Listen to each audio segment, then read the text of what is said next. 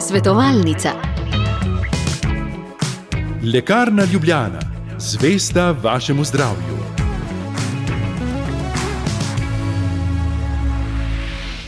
Dobro jutro.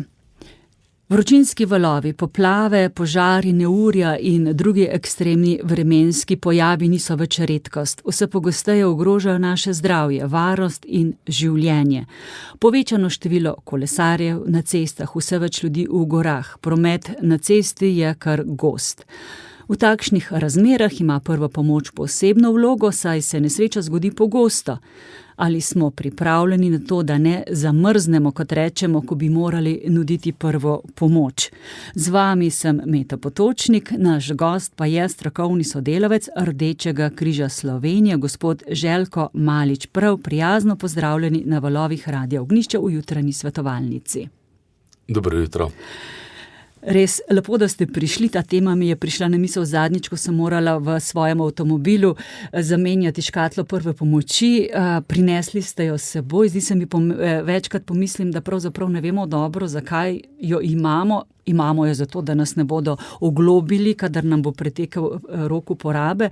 Najbrž pa velika večina ljudi ne ve, kaj sploh notri je, ne odpremo niti. In bova zdaj malce pogledala, kaj je notri in kaj nam lahko koristi in kdaj. Kot ste omenila, seboj sem res prinesel komplet za prvo pomoč za avtomobiliste s pretečenim rokom uporabe, ravno s tem namenom, da si midva pobliže pogledava, kako ta sestoji oziroma iz česa ta sestoji. Torej, ko nekdo, ob katerih priložnostih jo lahko uporabimo, čisto eno konkretno stvar, ki je notri, recimo, pa pogledava, kaj je točno notri. Torej, primer, prevažamo se z avtomobilom na lokalni cesti in uzremo prizor nekega kolesarja, ki nam maha ob cestišču, potrebuje pomoč. Seveda je na prvi moment pri zavesti, kajti nam maha na pomoč, varno se ustavimo, vključimo vse 4 utripalke, s tem opozorimo tudi vse udeležence v cestnem prometu, da se je nekaj pripetilo in s tem seveda ne zagotavljamo le naše varnosti, temveč tudi varnosti vseh udeležencev v prometu. In ko se približamo recimo temu ponesrečencu, kaj je tista prva stvar, ki jo moramo storiti, brez škode? Torej, prvo v vsaki nesreči varnost mora biti zagotovljena, torej za varnost poskrbeti, naslednji momentum, ki ga imamo pred seboj ali oseba pred nami odzivna v tem primeru je, in ker nam oseba maha, kliče na pomoč, torej dihalna pot je sproščena, oseba diha, srce bije, torej obtok je vzpostavljen in seveda osebo ogovorimo in začnemo prejemati prve podatke. Vkolikor je oseba po oceni težje ponesrečena, potrebujemo službo nujne medicinske pomoči, v tem primeru tudi potrebujemo kolege policiste in pa vkolikor po obsegu potrebujemo tudi kolege gasilce, seveda to zaprosimo preko telefonske številke 112. 112, tam imajo verjetno poleti veliko dela. Če je ta poškodovanec, recimo, da ima neke poškodbe, roke, noge, zlomi, recimo, kaj nam tale naš komplet lahko koristi? V konkretnem primeru, torej, vkolikor imamo krvavitev pred seboj, lahko zaustavimo krvavitev, pred seboj imamo gaze, povoje in s temi materiali pričnemo z zaustavljanjem, kar pa je pomembno, kot omenjeno že v uvodu, varnost, torej poskrbimo za varnost, imamo tudi rokavice, ki se nahajajo in sedaj vam jih tudi ponujam. Rokavice so pomembne, da jih uporabimo, ne? Tako. Da zaščitimo sebe pravzaprav, ne? Oskrbimo torej hudo krvavitev z željo, da to tudi zaustavimo. To se pravi, preprosto ovijamo čez rano, tam, kjer je krvavitev. Torej namestimo gazo na krvavečem mestu, pritisnemo z željo, da zaustavimo, vkolikor je ta po obsegu precej huda, lahko oziroma se odločimo za namestitev tako imenovane kompresijske obveze, torej uporabimo najprej en povoj, s katerim najprej učvrstimo gazo, potem pa uporabimo drugi povoj, s katerim bomo vršili pritisk na oziroma v krvaveče mesto, pri čemer je ideja, da ne zaustavimo v celoti krvnega obtoka, pomeni v ozadju imamo tako imenovano kratico PGO, torej preverjamo ves čas prekrvavljenost, gibljivost in občutljivost. Vkolikor smo pretesno zavili, bo seveda oseba čutila mravljinčaste prste, če seveda smo kompresijsko obvezo namestili na roko, pomeni, da je to indikacija, da je potrebno obvezo popustiti. Notri je tudi trikotna ruta, je tako? Drži. Ja, kdaj pa to uporabimo? V tem konkretnem primeru, ko smo mi namestili kompresijsko obvezo, bomo želeli imobilizirati ud, torej roko, namestili jo bomo v trikotno ruto, da bo roka počivala in tako v bistvu bomo skupaj z osebo pričakali službo nujne medicinske pomoči, ki smo jo predhodno aktivirali. Kaj pa, če se ta udeleženec, recimo kolesar, da nam ni pomahal, ampak leži na tleh, neodziven, kaj je tisto prvo, kar moramo storiti? V tem primeru torej poskrbeli smo za varnost, pristopimo s sprednje strani, preverimo odzivnost, torej z rokami našimi bomo prijeli za njegova ramena, usmerili bomo pogled v njegov obraz, nežno bomo potresli in glasno ga ogovorili z željo, da preverimo, ali se on odziva na naš dražljaj. V primeru, da se on ne bo odzval, torej ne bo odprl oči, ne bo odgovoril nazaj, nemudoma pokličemo na 112 prostoročno, torej telefon lahko odložimo. Na zvezi smo z dispodentom, sledimo navodilom njegovim in seveda potem lahko mirno izvajamo nadaljnje ukrepe po njegovih navodilih. Aha, ta oseba na drugi strani nam bo povedala, kaj naj zdaj mi s tem človekom storimo, kako naj ga obrnemo, recimo. Skladno z novimi smernicami, ki so stopile v veljavo v letošnjem letu, je zavedanje v ozadju, da marsikdo je nekaj časa nazaj obnovil svoje znanja prve pomoči ali pa je lahko tudi v stiski, kaj pa sedaj storiti v tem primeru. In zdravstveni dispečeri so krasne osebe na drugi strani, ki vas bodo vodile skozi celoten postopek. Le pokličite 112, posvetujte se in upoštevajte navodila. No, to se mi zdi kar pomirjujoče, ne? Da če pokličemo in na drugi strani je nekdo, ki se spozna in nam pove, 01 512 10 00, lahko pokličete, kakšno vprašanje iz področja prve pomoči, nas gost je strokovni sodelavec Rdečega križa Slovenije Željko Malič, kar pokličite in ga vprašajte. To se pravi, imamo to škatlo, notri je tudi folija za preprečevanje podhladitve, je tako? Tako. Ta folija ima mnogo nazivov. Strokovno je metalizirana folija, v žargonu astrofolija, z ene strani je zlato obarvana, z druge strani srebrno obarvana in želja je tako, da zaščitimo osebo pred zunanjimi vplivi, kot ste lepo sama dejali. Se pravi, če je mrzlo, ga zavijemo v to, kaj pa če je vroče, ravno tako pomaga? Tako, v tem primeru želimo, da sončne žarke folija odbija. Aha, to se pravi, v vsakem primeru je pomembno, ne, da lahko uporabimo. Kaj so pa notri tudi različni obliži, recimo, da doživimo opekline, naš otrok ali sosed, ali to se hitro zgodi, ne? Drži. Danes kaj kmalu se lahko pripeti nesreča, bodisi v gospodinjstvu, bodisi v zunanjem okolju. Pomembno je, da trezno razmišljamo, ostanemo mirni, kar se le da, seveda, če so otroci v situaciji ujeti, je lažje reči, Bodi miren, kot to storiti. Ja? Drži. V tem primeru je pomembno, da hladimo opečeno mesto. Potrebno je hladiti do prenehanja bolečine oziroma vsaj 20 minut, vendar se je potrebno zavedati, da pri otrokih lahko relativno kmalu privede do podhladitve, zato je potrebno tudi malce, zmernosti pri tem uporabiti. Kaj pa je še potem tu notri? So različni obliži, škarje, to, kar nam pride prav. Pa daj vam midva. Tako, tule imamo povoje za prvo pomoč, to sva že rekla, da ustavimo krvavitve, rokavice, zlata folija.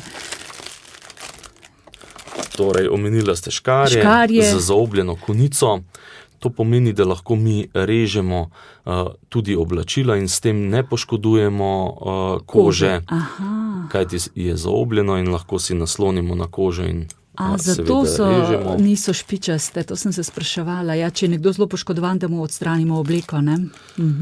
To je zlata folija, ja. Tako, aluplast imava tukaj, to je kot ste omenila, opekline. Aluplast za opeklino, direktno na opeklino. Potem imamo komprese oziroma tudi gaze, imamo pred seboj malo večji aluplast, potem imamo različne obliže, kot ste sama omenila. To, če se nam v kuhinji kaj zgodi končno tudi, ali pa ko kampiramo, pa se urežemo, ne?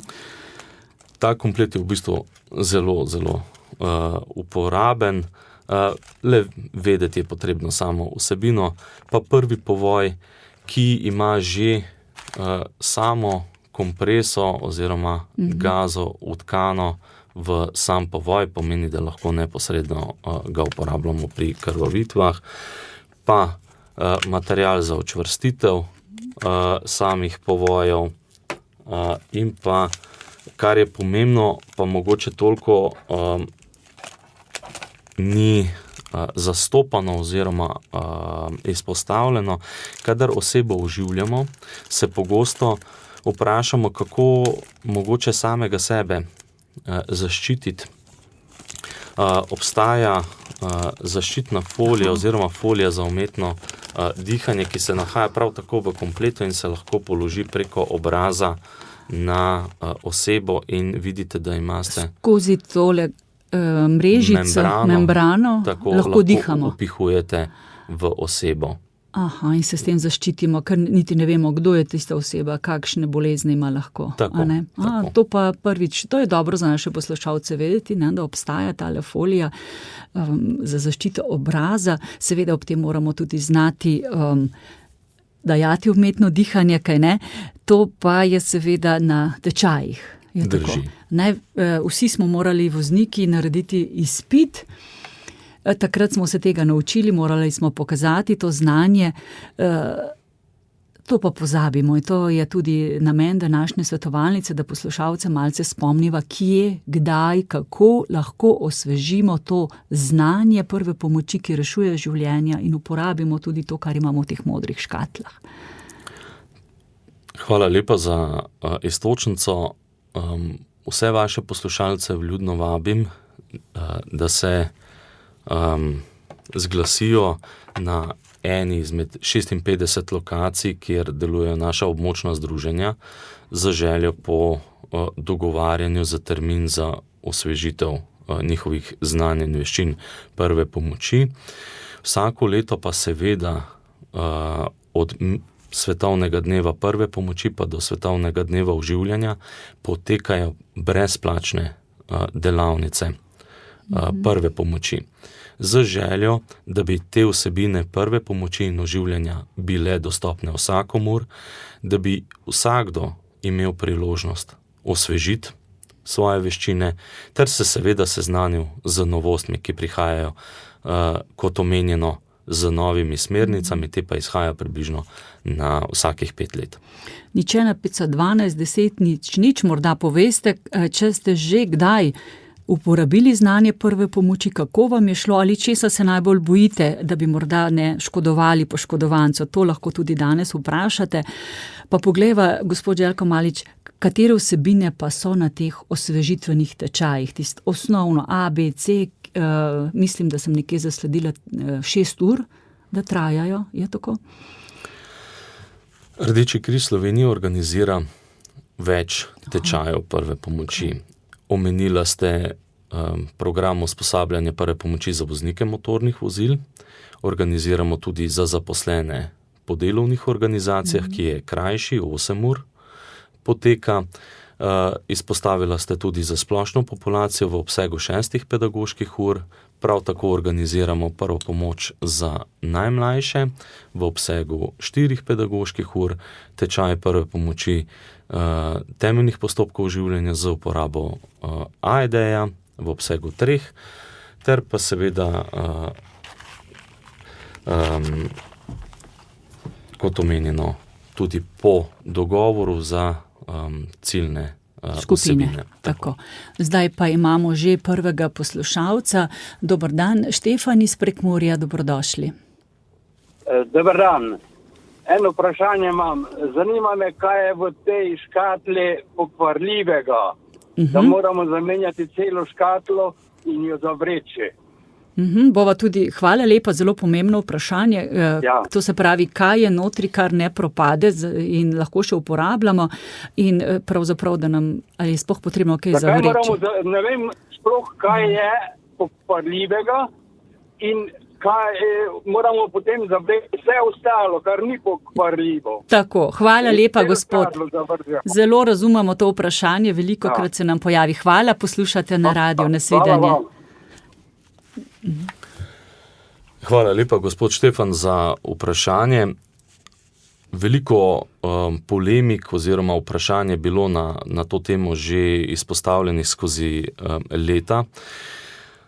Vsak proizvajalec tovrstnih kompletov, bomo rekli temu po domače, garantira za vsebine, ki se notri nahajajo, da materialna sredstva, ki jih je proizvedel, se naj ne bi spreminjala ali pa, bomo rekli, tekstura ne bi spremenila.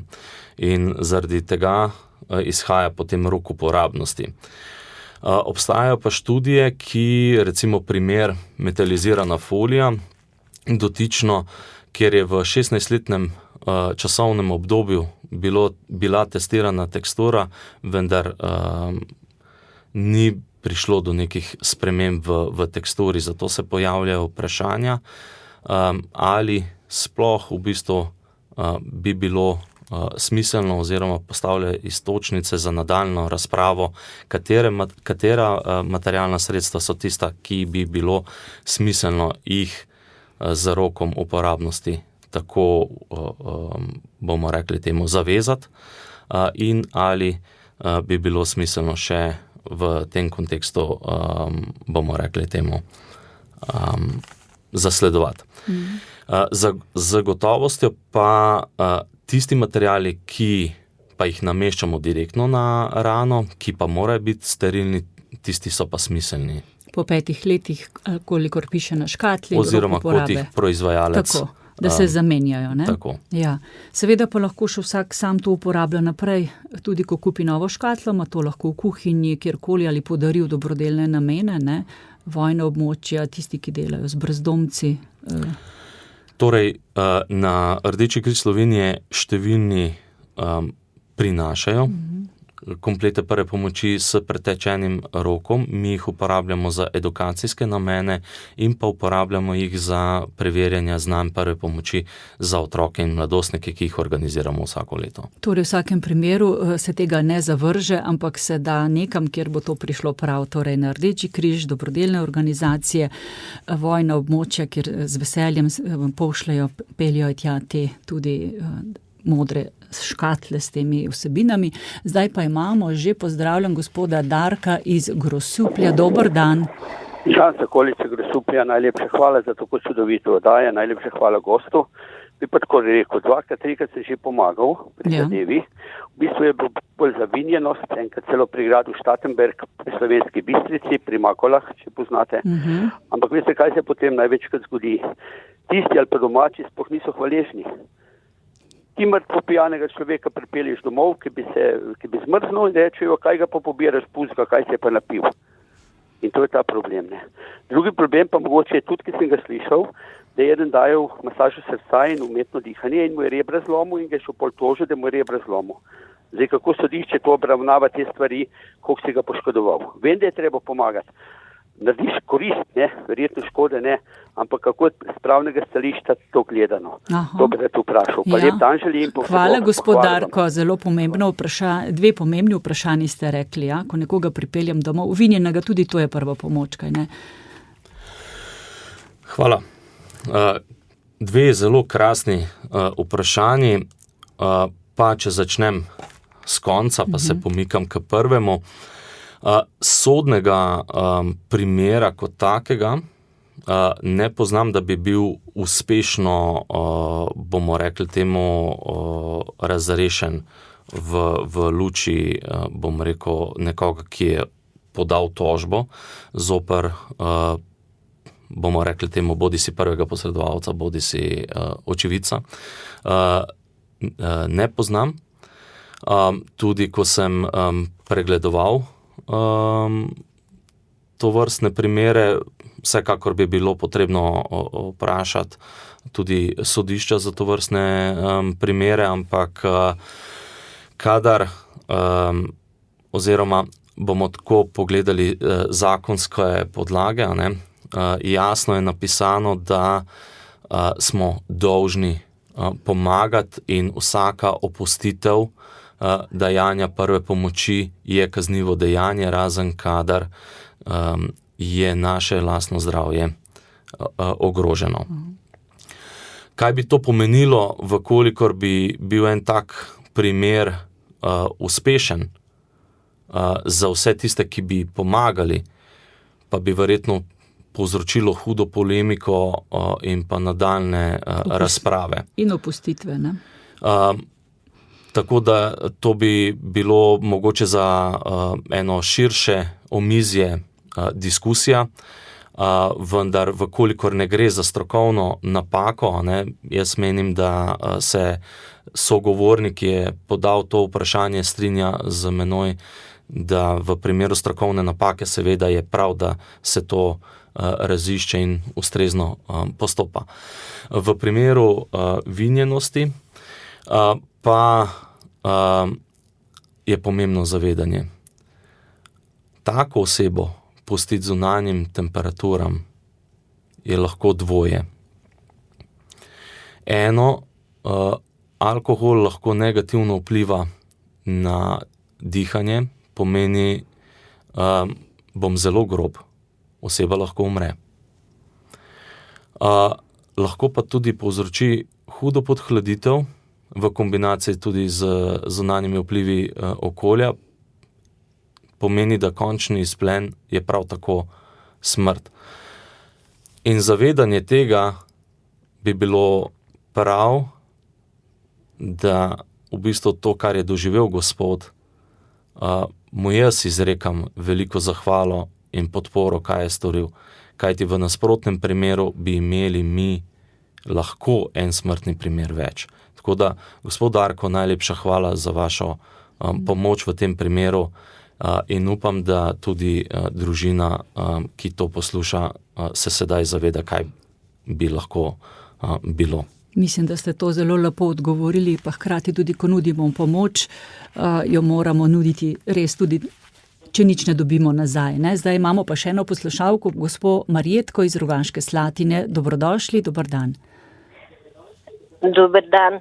Jaz bi pa rada nekaj vprašala. Tale folija, ki je v tem paketu, je srebrno zlata.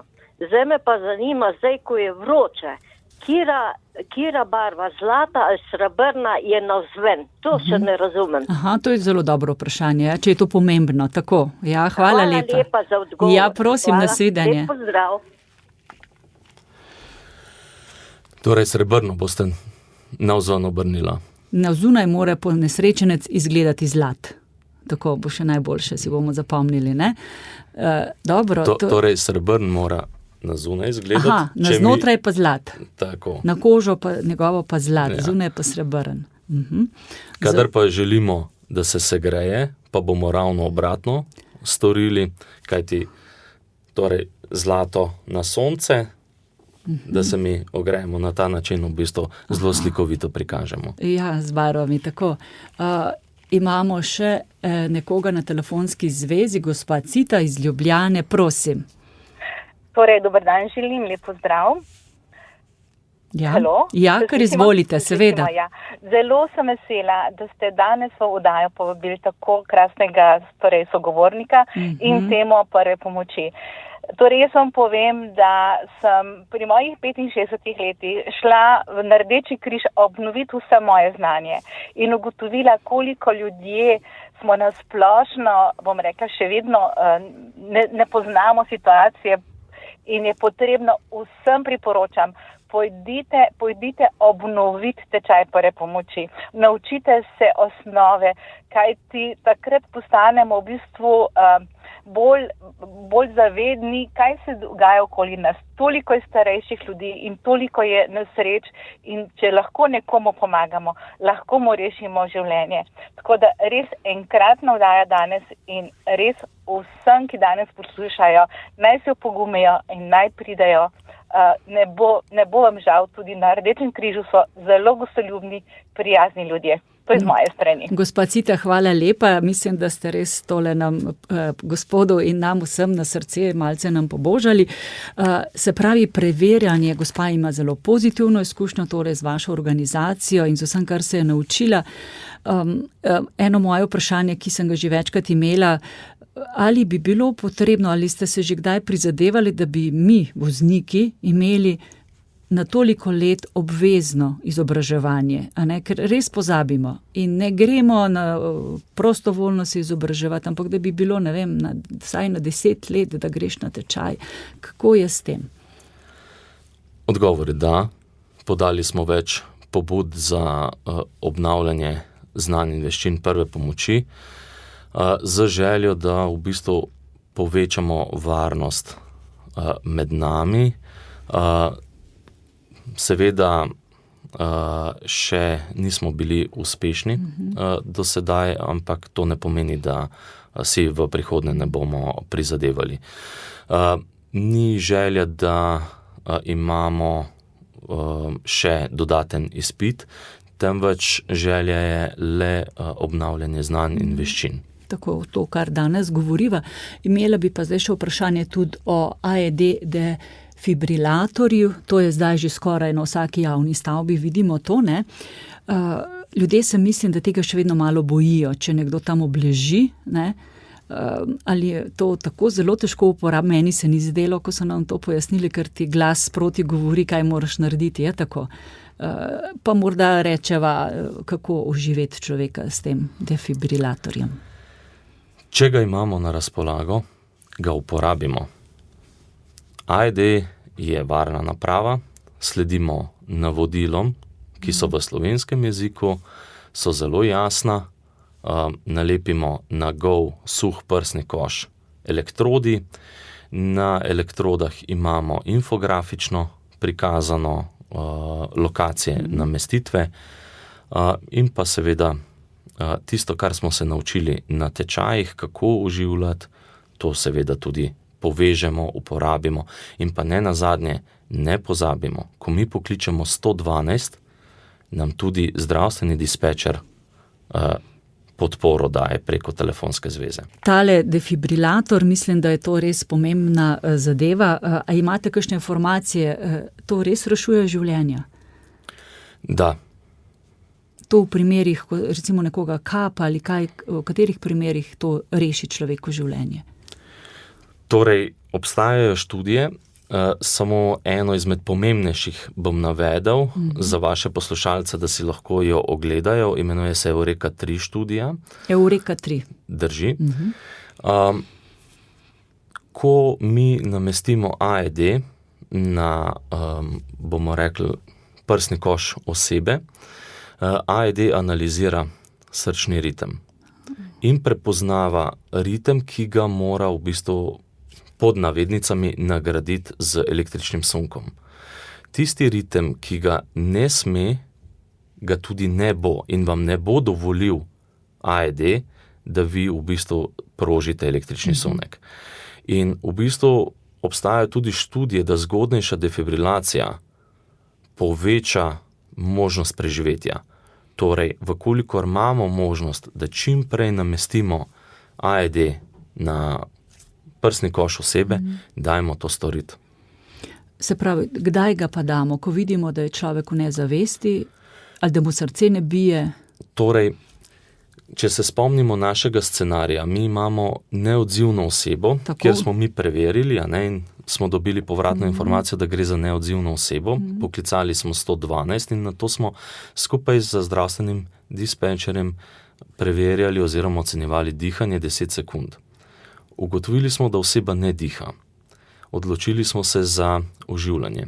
Nekdo nam je prinesel AED, mi smo namestili elektrodi na gol suh prsni koš, AED je pričel analizirati. Ugotovil je, da je električni sunek potreben in ga je z vašo pomočjo tudi uspešno dostavil. To pomeni, da ste vi sprožili električni sunek preko stikala. Pričeli ste z oživljanjem, po 2 minutah je sledila ponovna analiza srčnega ritma in lahko se je zgodilo dvoje. Lahko, da je ponovno bila potreba po električnem sunku, lahko pa, da v bistvu ni bila potreba in za čas oživljanja je oseba pričela kazati življenje in vi ste bili uspešni. In to je naša največja nagrada, ko smo osebi rešili življenje. To je zadovoljstvo, ki je nepopisno. Ki se ga ne da plačati, ne? Ne. Ja, tako niti niso potrebne zahvale, ampak to dejstvo, da smo rešili življenje. Tako, konec svetovalnice, verjetno bi imeli še marsikaj zanimivega si povedati, vprašati, naš čas je potekel, ampak zaključim z besedami gospe Cite, kako pomembno je, da znamo pomagati in s tem postanemo tudi, ko imamo znanje, tudi bolj samostojni, manj nas je strah in s tem povečamo sočutje in konkretno pomoč sočloveku v stiski. Gospod Željko Malič, najlepša hvala, da ste bili na našem radiju. Hvala vam za povabilo. Lep dan vam želim, Meta Potočnik, nasvidenje. Svetovalnica.